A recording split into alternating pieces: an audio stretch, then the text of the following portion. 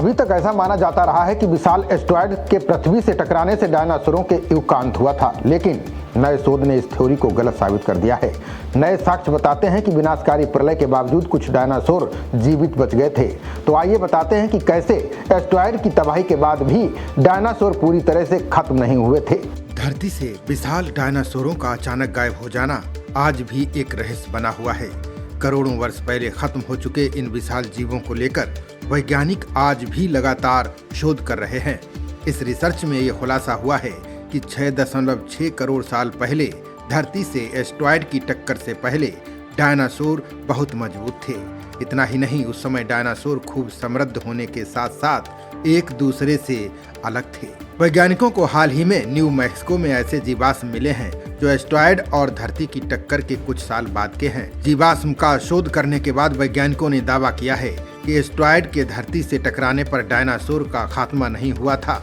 नए शोध में वैज्ञानिकों ने रेडियोमेट्रिक और चुंबकीय विधि के उपयोग से चट्टान की परतों की जांच की, जिसमें उन्होंने पाया कि डायनासोर वाली सबसे युवा परतें उनके विलुप्त होने की घटना से 3,50,000 वर्ष पहले की हैं। वैज्ञानिकों के नए शोध में ये साबित होता है कि न्यू मैक्सिको के डायनासोर क्रेटेशियस काल के लास्ट तक जीवित थे।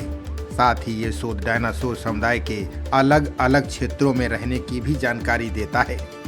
इन समुदायों में न्यू मैक्सिको के जीवाश्मों वाले क्रेस्टेड डकविल, बड़े सोरोपोड और मोंटाना में ट्राइसेराटॉप्स के साथ साथ हाइड्रोसोर पाए गए हैं। हालांकि इनका अलग अलग क्षेत्रों में पाया जाना इस बात की ओर इशारा करता है कि डायनासोर के पतन का नहीं बल्कि जलवायु परिवर्तन इसका कारण था।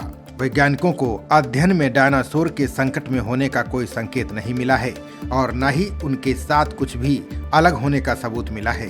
ऐसा भी नहीं था कि वे लगातार अपने पतन की ओर बढ़ रहे थे, जिससे ये साबित होता है कि धरती और एस्टेरॉयड के टकराने से पहले डायनासोर खत्म होने की कगार पर नहीं थे। उस समय पृथ्वी पर जीवन फल फूल रहा था और डायनासोर जंगलों, मैदानों और समुद्रों में राज कर रहे थे। खबरों का सिलसिला जारी रहेगा।